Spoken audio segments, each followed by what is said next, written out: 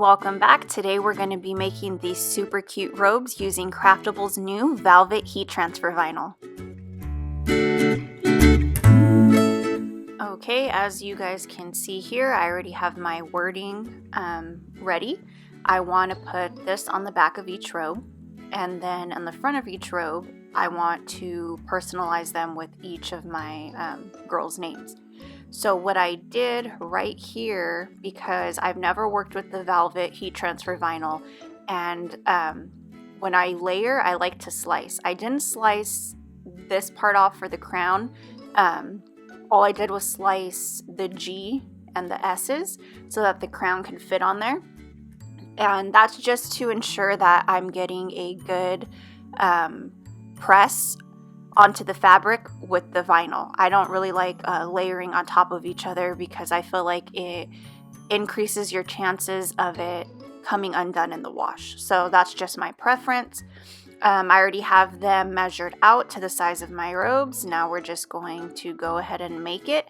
I am going to be using 2 sheets of my Velvet Heat Transfer Vinyl, and you are going to want to mirror it, and you're going to set your dial to Fabric Plus. I have a Cricut Explorer Air, and that is a setting that I found works best, and that's what is suggested. And then the rest of the design we're just going to cut out in some white vinyl. So let's get started.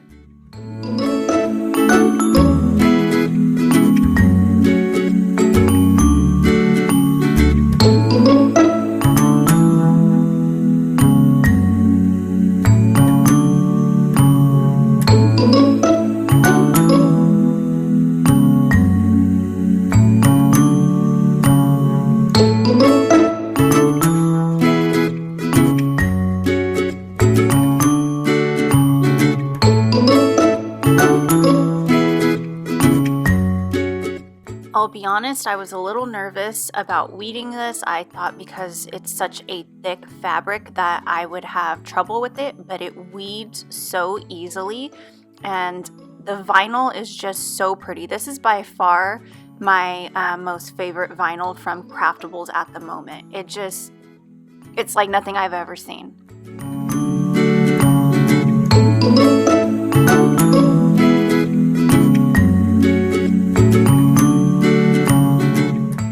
Honestly felt guilty throwing away the excess that you pull off because, I mean, look at it. Look at how pretty it is. I would have saved it if I could have reused it, to be honest.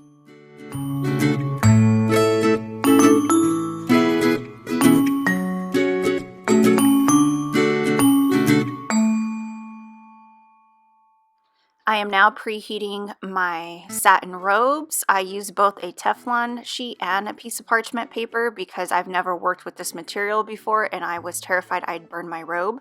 The vinyl pressed very well.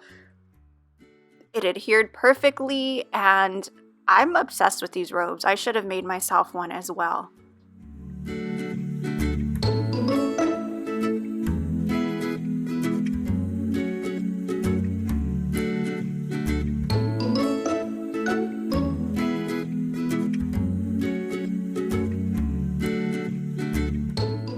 I believe I pressed each design on each robe a total of 3 times using both my Teflon sheet and the parchment paper.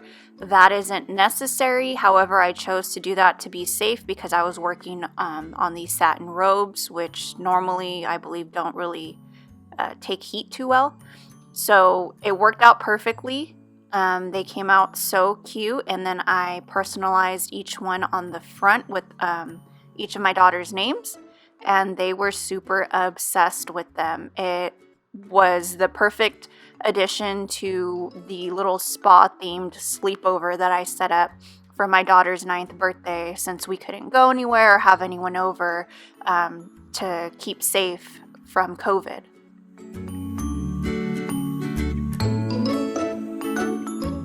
And I also know that this time of year, there are a lot of new crafters finally getting their hands on their machines. And I've had quite a few people reach out to me asking if they need a heat press or the Cricut Easy Press to work with heat transfer vinyl? And the answer is no, you do not. I started off using just a household iron. If you do use a household iron, you do not want to iron like you normally would your clothes over the design. You just want to place it over and press. You want to apply pressure and then lift it up and then peel away the vinyl. You shouldn't have any issues. Just, I repeat, do not iron as if you were ironing a shirt, because you can ruin both whatever you're trying to put heat transfer vinyl on and also the vinyl. So remember, just apply pressure and press with your household iron.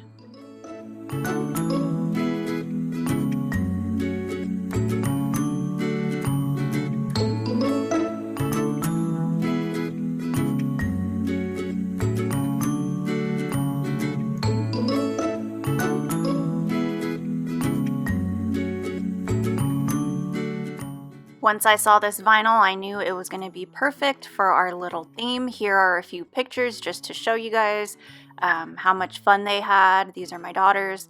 Yeah, so I highly recommend the Velvet Heat Transfer Vinyl. It makes anything look luxurious, and I love it. So go ahead and grab yourself some on the Shop Craftables website. You won't be sorry.